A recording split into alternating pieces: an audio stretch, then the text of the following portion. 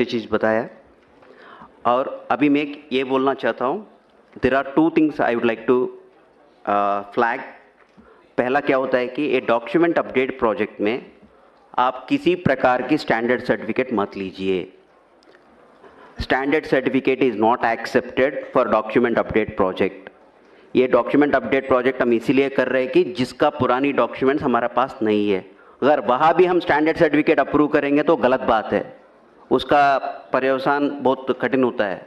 तो इसीलिए कोई भी डॉक्यूमेंट अपडेट प्रोजेक्ट में आप स्टैंडर्ड सर्टिफिकेट मत लीजिए, पॉइंट नंबर 1। पॉइंट नंबर 2, अभी UIDAI हेडक्वार्टर्स ने बहुत सारा प्रेजेंटेशंस बन चुके हैं आपके लिए, सारी ट्रेनर्स के लिए, सारी ऑपरेटर्स के लिए। उसमें 8 प्रेजेंटेशंस है, उसमें 2 प्रेजेंटेशंस ऑलरेडी सिन्हा जी और राउटेला जी कवर कर लिया है। फर्स्ट प्रेजेंटेशन है एनरोलमेंट ऑपरेटर, मतलब एक एनरोलमेंट ऑपरेटर किस तरह के एनरोलमेंट करना है, उसमें क्या क्या देखना पड़ती है। लोग क्या होते हैं ना, छोटे मोटे गलती है सर इसमें क्या गलती, वो छोटे मोटे गलती आपके लिए हो सकता है मगर वो छोटे मोटे गलती हमारे लिए बहुत बड़ा बन सकती है। उसके ऊपर आप सब लोग कभी कभी बोलते हैं सर हमारा सस्पेंशन हो गया है, DOE 1 में हो गया है, DOE 2 में हो गया है, बायोमेट्रिक एरर में हो गया। आपको ये सब पता होना चाहिए आपका गलती कितना छोटा है और कितना बड़ा है। इसके ऊपर एक प्रेजेंटेशन है। सेकेंड थिंग, कुछ लोग पूछ रहे हैं कि सर नाम में चेंज करने पर भी रिजेक्ट हो रहा है। अगर मेरा नाम श्रीनिवास है, मैं अजय कुमार बनना चाहता हूँ, ये गलत बात है। वो अजय कुमार बन के क्या कर रहे हैं आपको मालूम है? वो किसी दूसरे के प्रॉपर्टी को भी लेके जा रहा है।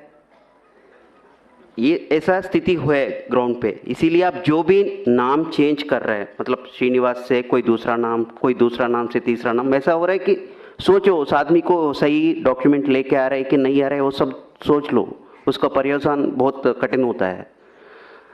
दूसरा ये है कि इसीलिए हमने एक स्टैंडर्ड ऑपरेटिंग प्रोसीजर निकाला है। नाम कितने बार कर सकते हैं, डेट ऑफ बर्थ कितने बार कर सकते हैं, जेंडर कितने बार कर सकते हैं। अगर इसके पर भी किसी का डेट ऑफ बर्थ बार बार चेंज होता है क्या? मगर कोई आदमी आ रहा है, इसका मतलब क्या है? हम तो वो सोचना पड़ेगा ना।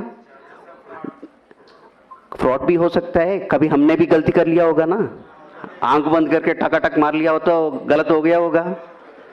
देखो जो आदमी आ रहे हैं उनका गलती है या हमारा गलती है, ये भी देखो थोड़ा। उनका प्रॉब्लम क्या है वो एसेस करने के लिए कोशिश करिए। सेकेंड थिंग इज, इसके साथ हमारा QC में बहुत सारा रिजेक्शंस होता है। आप ये समझते होगी जो हम डॉक्यूमेंट यहाँ से अपलोड करेंगे वहाँ कोई देखने वाला नहीं है, हमको क्या फ़र्क पड़ने वाला वैसा कुछ नहीं होता है। आप यहाँ से जो भी कागज़ भेजते हैं नीचे पैकेट के साथ, वो सारी बैकग्राउंड में वेरिफिकेशन होता है।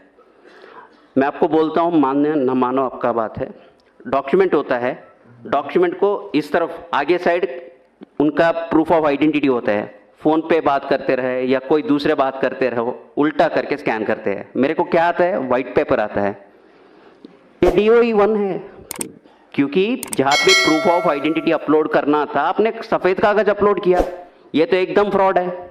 वो आप गलती से भी कर लिया होगा मगर it has a long lasting effect. दूसरा क्या होता है ना, किसी ने POA डॉक्यूमेंट दोनों दिया था आपको, एक के बाद एक स्कैन करना था, वो भी फ़ोन पे लगे हुए हैं, दोनों डॉक्यूमेंट लिया, स्कैनिंग वैसा हुआ कि पहला डॉक्यूमेंट आधा स्कैन हो गया, दूसरा डॉक्यूमेंट आधा स्कैन हो गया। आप जान ही नहीं देते हैं, वो गलत बात है। तीसरी बात यह है कि ये देखो मेरा 10 उंगलियां है यहाँ पे, ये दोनों में बायोमेट्रिक्स नहीं आ रहा है, मगर आप इसको, कुछ लोग ऐसा समझते हैं कि हाँ ये एक्सेप्शन है, हम 8 उंगली को ले लेंगे बायोमेट्रिक और इसको एक्सेप्शन मानते। ये गलत है, बहुत बड़ा गलत है। इसका 2 उंगली है यहाँ पे, इसका उंगली नहीं है, वो अलग सी बात है, ये एक्सेप्शन बनती है, मगर ये एक्सेप्शन नहीं बनती है। इसके लिए भी अलग सा तरीका है। अगर किसी का रेजिडेंट आपके पास आया, उनका 2 उंगली का बायोमेट्रिक्स नहीं आ रहा है, उसको कैप्चर करना है तो डेटा, उसका प्रोसेस ही अलग है। मगर क्या होता है ना, इसको एक्सेप्शन में डाल देते हैं। It is a fraud once again, क्योंकि वहाँ पे उंगली है, आप इसको एक्सेप्शन मान रहे हैं, कहाँ से एक्सेप्शन आ गया? ये है one more presentation on this particular aspect. इसके बाद क्या होता है, राउटेला साहब ने बताया था कि किसी ने वो आपको फ़ोन पे बोलता है अभी आधा घंटा में आप नहीं करेंगे तो आपका दुकान बंद हो जाएगी, आपका क्लाइंट बंद हो जाएगी। ये सब क्या होता है, आपको मैसेजेस आता है ना क्रेडिट कार्ड्स वगैरह वगैरह में, आगे आधा घंटा में बिजली का बिल नहीं भरेगा तो आपका बिजली काट जाएगी, वो सब फॉल्स है ना, मालूम है ना आप लोग सबको। वैसा ही आपका सिस्टम को कोई एक्सेस कर रहे हैं तो आप एक्सेस क्यों कर रहे हैं, ये गलत बात है, ये भी नहीं करना चाहिए। इसके ऊपर टेक्निकल एस्पेक्ट्स, मतलब जो चीज आप करना है, जो चीज नहीं करना है, इंफॉर्मेशन सिक्योरिटी गाइडलाइंस क्या है, उसके ऊपर एक प्रेजेंटेशन है। इन एडिशन टू दैट, जो नीचे ग्राउंड पे लोग होता है ना, कभी कभी क्या होता है ना, आपको लगता है ये बहुत ट्रिवियल है, इंटरनेट केबल उस दिन ठीक से नहीं लगाया होगा, बोलते हैं आधार वाले ने आज सर्वर चालू नहीं किया, मेरे को सिस्टम नहीं ऑनलाइन हो रहा है। वैसा भी स्थिति है ग्राउंड पे। छोटे मोटे चीज होता है, कभी कभी आपका सिस्टम को रीस्टार्ट करना पड़ता है, एक सर्विस को रीस्टार्ट करना पड़ता है, वो कुछ भी नहीं करते हैं, बोलते हैं आज आधार का सर्वर काम नहीं कर रहे, वो गलत बात है। ये छोटे मोटे, बहुत छोटे मोटे चीज है जो हम मोबाइल सब लोग यूज करते हैं, अगर कुछ हैंग हो गया तो रीस्टार्ट करेंगे तो काम करते हैं। वैसा कुछ चीजें हैं जहां पे आपको ध्यान दे के जो आपको 5-10 मिनट में प्रॉब्लम सॉल्व कर सकते हैं। मगर क्या होता है ना, लोग सोचते हैं कि ये गलत हो गया कुछ, आज सिस्टम नहीं चल रहा है, ये भी गलत है। इसके ऊपर एक प्रेजेंटेशन है, टेक्निकल एस्पेक्ट्स, मतलब आपकी क्लाइंट को कैसा देखना है, उसमें छोटा मोटा प्रॉब्लम्स आ गया तो कैसा करना है। तीसरा प्रेजेंटेशन यह है कि आपको हर दिन जीपीएस आपको सिंक करना होता है, मगर क्या होता है ना, कभी कभी जल्दीबाजी में आप जीपीएस कनेक्ट करने के टाइम पे उसका जो समय देना है 30 सेकंड या 15 सेकंड का टाइम देना है, आप नहीं देते हैं। आपका लैटिट्यूड लॉन्गिट्यूड आता है 00 लैटिट्यूड लॉन्गिट्यूड कहाँ पे है, इक्वेटर पे है, वो इंडिया में है क्या? जो उस दिन आपने मान लो 300 पैकेट्स कर लिया, 200 पैकेट्स कर लिया, सब खराब हो गया क्योंकि ये इंडिया में नहीं हुआ है। हमको ये मानता है कि हमारा इंडिया का लैटिट्यूड लॉन्गिट्यूड आएगा तो हम प्रोसेस करेंगे, मगर आप 00 लैटिट्यूड लॉन्गिट्यूड ले ले या कोई दूसरे जगह का लैटिट्यूड लॉन्गिट्यूड, ये सब क्या होता है ना, जल्दबाज में होता है। ऐसा काम बंद करिए। थोड़ा सा 2-3 मिनट का आप टाइम दे दिया तो सब लोग ऐसा नहीं कर रहे, 1% 2% ही लोग करते हैं वैसा, वो भी जानबूझ के नहीं करते हैं। जहाँ पे टेक्निकल एस्पेक्ट्स पे ध्यान देना है वो नहीं देगा तो ये ऐसा छोटा मोटा एरर्स होता है। ये आपके लिए भी कष्ट है, जो आपके पास काम करने के लिए आया था उसका भी कष्ट है। ये बोलेगा अगर इसके शॉप में जाएंगे तो कभी भी मेरा आधार नहीं आता है, ये भी फैला जाता है तो आपके पास कोई भी नहीं आता है। देखो छोटा सा चीज कितना महंगाई पड़ जाएगी। Now coming back to our original presentation, मैंने इतना सारा बोल दिया, मैंने DOE1 एरर, नाम क्यों नहीं चेंज करना है, जेंडर क्यों नहीं चेंज करना है। कभी कभी क्या होता है ना, आपको मालूम है उसने गलत डॉक्यूमेंट लाया हुआ है, वो बोलता है, जबरदस्ती करता है आपके ऊपर, ये डॉक्यूमेंट अपलोड करो, आप करते हैं, मगर अगर वो आदमी सही नहीं है तो उसका क्या होता है, उसका रिपरकशन ज़्यादा होता है, आपको देखना पड़ेगा इसको, देख कैसा होगा। सो उस स्थिति में क्या क्या कंप्लेन, अगर जानबूझ के किया या आपने जबरदस्ती में किया, अगर कहीं वैसा गलती काम हो गया तो व्हाट इज द रिपरकशंस, मतलब आपके ऊपर क्या क्या पड़ सकता है। ये डराने के बात नहीं है, आपको ये सब मालूम होना चाहिए। शायद अभी तक आपको किसी ने बताया नहीं होगा, इसलिए हम बता रहे हैं। हमारा ये उद्देश्य है कि आप सबको ट्रेनिंग होना चाहिए, ये ट्रेनिंग के पार्ट है, या किसी को डराने का या घबराने का बात नहीं है, वैसा मत सोचिए। अगर आप आधार सिस्टम में काम कर रहे हैं, 3 acts are applicable. First is Aadhaar act, second is IPC Indian penal code, third is information technology act. ये तीनों एक्ट के ऊपर FIR डाल सकते हैं अगर गलती बहुत बड़ा है तो। ये किस तरह का गलती हो सकते हैं? पहला वाले अनऑथराइज्ड ऑपरेटर, अगर किसी सेंटर पे, आधार सेंटर पे आपका बॉस बाहर जाते हुए आपको गम्मी फिंगर दे के जाते हैं, वो यूज करते पकड़े गए तो section 36 and 42 of Aadhaar act, section 66 of IT act, section 419, 420, 468, 471 IPCR चालू हो सकता है। ये इसके कुल मिला के 14 साल हो सकता है। तो ये ऐसा कभी सोचना मत, मतलब अगर किसी ने भी आपको बोलेगा अरे यार मैं भाई 1 घंटा के लिए बाहर रहा हूँ, ये गम्मी फिंगर ले लो, काम करो, मना कर लो, बिल्कुल मना कर लो। वैसा काम बिल्कुल ही नहीं करना है, सोचना भी नहीं है। आपको कभी कभी क्या होता है ना, आपको CSC सेंटर होता है कई सेंटर पे, उस दिन घर में कुछ शादी है, कुछ काम है, क्या करते हैं, हाँ यार सिस्टम लेके घर में करेंगे, क्या फर्क पड़ेगा। हमको सब पता चलता है आपका सिस्टम कहाँ होना है। आप सुबह सुबह GPS सिंक करते हैं ना, तब मेरे को पता चलता है आपका सिस्टम कहाँ पे है। वो सिस्टम से मैं सोचता हूँ ये यहाँ पे है या कहीं दूसरा जगह काम कर रहा है। मतलब जहाँ पे आप काम करना चाहिए वही काम करना है। अगर सिस्टम लेके घर में करो या राजस्थान ऑपरेटर जाके दिल्ली में काम करो, दिल्ली वाले जाके जम्मू कश्मीर का काम करो, वैसा नहीं करना चाहिए। अगर उस तरह का काम करेगा तो फिर से उसके ऊपर ये सारी सेक्शंस चालू हो सकता है। ये सब मत करना है। Next one is ECMP client operator compromised. ये देखो अभी बोल रहा हूं मैं, आप किसी को आपका रिमोट डेस्क दे दिया, आपने आपका सिस्टम को कॉपी कर लिया, इसमें आपका कोई दोष नहीं है, गलती नहीं है, मगर क्या हो गया, आप उसका पार्टी बन गया। आप वो सिस्टम का आपका सिस्टम्स डिटेल्स लेके कहीं दूसरे जगह सिस्टम चल रहा है, उसको जवाब कौन देने पड़ेगा? आप लोगों को ही देना पड़ेगा। किसने बोला आपको देने को? आपने उस समय क्यों नहीं सोचा था ये सिस्टम देना है, ये सही आदमी है, गलत आदमी है, कौन है, सोचना पड़ेगा ना उस वक्त। वो भी नहीं करेगा तो भी उसके ऊपर भी इतना सारा सेक्शंस लागू हो जाएगा। अगर आपके पास बहुत लोग आते हैं, किसी ने, मैं आपके पास आया था, मैं अपना POA डॉक्यूमेंट्स आपको दिया था, आपने मेरा आधार पैकेट बनवाया था।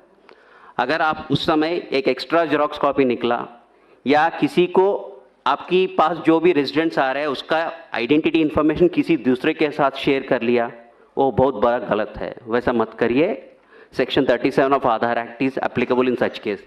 मतलब आपके पास कोई भी आ रहा है आदमी, उनका जो भी डिटेल्स है, वो पर्सनल डिटेल्स है या एड्रेस डिटेल है, जो कुछ भी है वो किसी के साथ नहीं शेयर करना है किसी भी स्थिति में। वो RO पूछेगा, RO को बोलना पड़ेगा, इसके मतलब नहीं है RO को नहीं बोलेंगे, नहीं।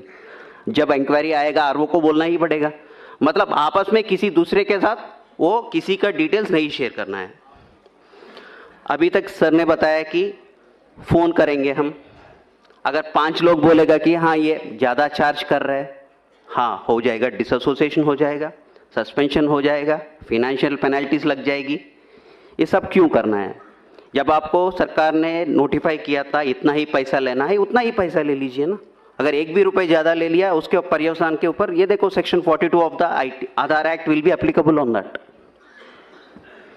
ये सब सेक्शंस, इसका सजा वगैरह वगैरह सब आपकी आधार का जो किताब है ना, छोटा किताब है ना, उसमें सारी इसका इंफॉर्मेशन मिला है। ये देखो, appropriating the identity of an Aadhaar number holder by changing or attempting to change the demographic or biometric information of an Aadhaar number holder।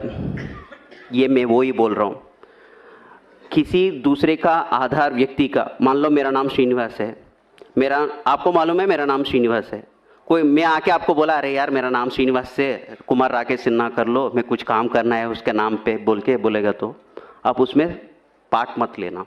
वो सारी वैसा ट्रांजैक्शंस को, सस्पिशियस ट्रांजैक्शंस है, उसको एंकरेज मत करो और से strong on such transactions and don't encourage such transactions.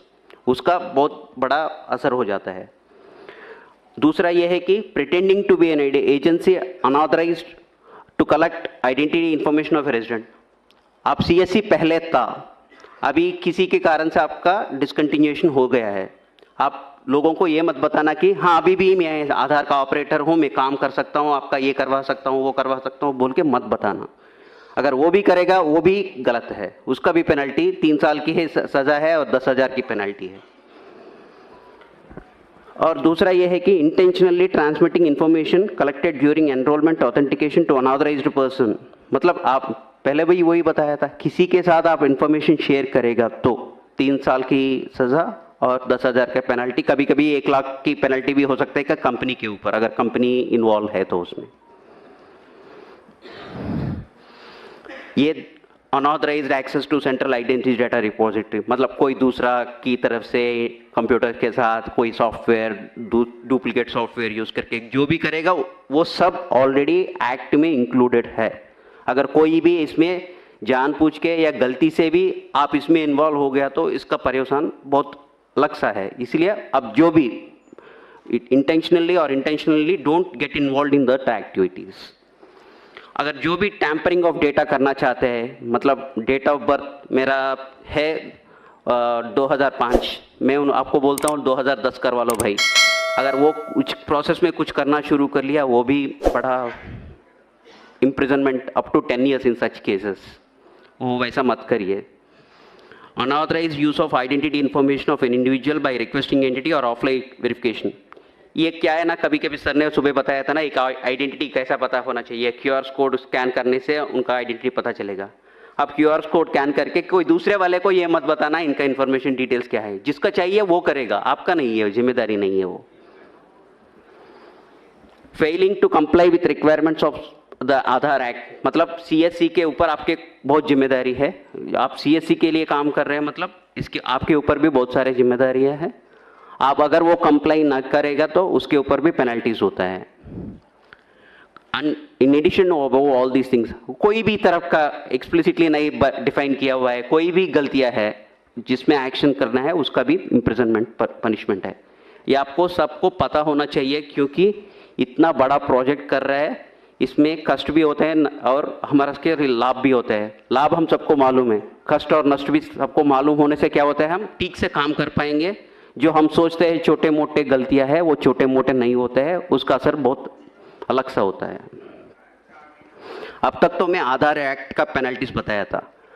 Aadhaar act के साथ आईपीसी पेनल्टीज भी चालू होता है कभी कभी। पनिशमेंट फॉर क्रिमिनल कॉन्स्पिरेसी, अगर किसी ने स्टैंडर्ड सर्टिफिकेट दुकानदार वाले से ये करके, हाँ वहाँ जाके स्टैंडर्ड सर्टिफिकेट लेके आइए आपका आधार अपडेट बन जाएगी बोलेगा, वैसा एंकरेज करेगा तो वो भी अलग सी बात है। whomsoever is party to criminal conspiracy to commit an official offense punishable with death or rigorous imprisonment, कुछ भी हो सकता है। जब पढ़ लीजिए, अंग्रेजी पढ़ लीजिए, ये सब इंटरनेट में भी आपको मिलता है। आपको बस ध्यान देना है, अगर इसके ऊपर आप गलती करेंगे तो उसका पर्यवसान क्या होता है। Section 419 punishment for cheating by personation, अगर आप किसी का नाम लेके जाके आधार में अपना डिटेल्स अपडेट करके, मैं वही बोल रहा हूँ ना, मैं श्रीनिवास हूँ, राकेश कुमार सिन्हा बनना चाहता हूँ, वो चीटिंग है। अगर वो भी आप भी जानबूझ के या बिना जानबूझ के भी आप उसमें शामिल हो गया, उसका पर्यवसान सीरियस होता है। 420 ये सबको मालूम है, 420 का केस क्या होता है। गलती जो भी किस तरफ की भी गलती करेगा तो वो 420 में आता है। 467 फोर्जरी ऑफ वैल्यूएबल सिक्योरिटी, मतलब आप फोर्जरी करो या डॉक्यूमेंट को, कुछ लोग क्या कर रहे हैं कि जब आशीष हमारा क्यूसी मैनेजर वो यहाँ पे है, लंच के बाद वो एक क्यूसी के ऊपर कौन सी एरर्स होती है वो सब बताते हो। आपके पास बर्थ सर्टिफिकेट लेके एक आदमी आता है, मगर बर्थ सर्टिफिकेट में डेट ऑफ बर्थ में व्हाइटनर लगा के डेट ऑफ बर्थ चेंज किया है, मतलब डॉक्यूमेंट इज टैम्पर्ड। उस डॉक्यूमेंट को एक्सेप्ट ही नहीं करना चाहिए था, मगर लोग देखते ही नहीं है, जान नहीं देते हैं, वो स्कैन करके अपलोड करते हैं, वो DOE 1 में आते हैं। मतलब जो गलती कर रहे हैं उनके साथ आप उनको सहायता कर रहे हो, क्योंकि डॉक्यूमेंट में जब व्हाइटनर लगा के डेट ऑफ बर्थ और नाम चेंज किया हुआ है, आप उस डॉक्यूमेंट को क्यों एक्सेप्ट कर रहे हैं? एक्सेप्ट नहीं करना चाहिए था। ये भी 468 वही पे forgery, the intention of the forgery is for cheating, उसके लिए पनिशमेंट है। 471 यूजिंग ए जेन्युइन फोर्ज्ड डॉक्यूमेंट और इलेक्ट्रॉनिक रिकॉर्ड, मतलब आपको ये मालूम है ये जेन्युइन रिकॉर्ड नहीं है, फिर भी आप यूज कर रहे हैं इसको आधार जनरेट करने के लिए। सर ने बताया था ना सुबह 11% आपका रिजेक्शन हो रहा है, मतलब आप 10 लाख ट्रांजैक्शंस कर रहे हैं, उसमें 1,10,000 ट्रांजैक्शंस आर गेटिंग रिजेक्टेड, उसमें 9% of the documents are rejected for want of the proper documents, list of applicable documents. आप लिस्ट ऑफ एप्लीकेबल डॉक्यूमेंट्स से नहीं करते हो, कोई दूसरा डॉक्यूमेंट लेके करते हो, that is a serious offence. In addition to that, जो मैंने बोला था ना, वो white paper scanning, dual scanning of 2 papers एक साथ, जो टैम्पर्ड डॉक्यूमेंट, कभी कभी नाम में गैजेट नोटिफिकेशन भी एडिटिंग कर रहे हैं एडोब फोटोशॉप के साथ। अगर कोई भी आपके पास गैजेट नोटिफिकेशन लेके आ रहे हैं, आप देख लो वो सही है कि नहीं है, क्योंकि लोग उसके भी फोटोशॉपिंग करके आ रहे हैं। थोड़ा ध्यान से रहिए, वो बहुत बड़ा ये पंगा हो जाएगा। आप जो भी डॉक्यूमेंट, कोई भी प्रकार के डॉक्यूमेंट लेके आपके पास आ रहे हैं, specially name change, date of birth change, gender change का कोई भी आ रहा है, अगर वो कोई भी डॉक्यूमेंट लेके आ रहे हैं और उनका एक्सेप्शन हैंडलिंग प्रोसेस में आ रहे हैं, मतलब उनका इंटेंशन सही नहीं होगा। कभी कभी आप देख लीजिए उनका डॉक्यूमेंट सही है कि नहीं है, अगर आप संतुष्ट नहीं है तो आप सीधा सीधा बोल दीजिए कि सर ये डॉक्यूमेंट से मेरे दुकान में नहीं होगा, मेरे सेंटर में इसका अपडेट नहीं चलेगा। सीधा बताइए, कोई गलती नहीं है उसमें। मगर आप जहाँ आप फील होते हैं कि ये डॉक्यूमेंट करने से मेरे को कोई अच्छा नहीं लग रहा है, मेरे को कुछ डाउटफुल लग रहा है, सस्पिशियस लग रहा है, आप उससे दूर रहिए ना, उसमें इन्वॉल्व ही मत हो जाइए उसमें। नाउ हमने अभी तक आधार एक्ट का कानून का सेक्शन सुन लिया, आईपीसी का सेक्शन सुन लिया, अभी है आईटी एक्ट। ये तीनों एक्ट एक ही साथ लागू होता है। अगर किसी ने गलती किसी प्रकार की भी कर लिया तो तीनों एक्ट एक ही साथ लागू हो सकता है। Section 65 tampering with computer source document, मतलब वही है, कंप्यूटर में स्कैन करके अपलोड कर रहे हैं, वही है। सेक्शन 66 कंप्यूटर रिलेटेड ऑफेंसेस, ये वही है, कंप्यूटर के साथ अगर किसी ने डुप्लीकेट सॉफ्टवेयर बनाया उसके ऊपर काम कर रहे हैं, वो भी एक सेक्शन है। Punishment for sending offensive messages through communication service, आप कभी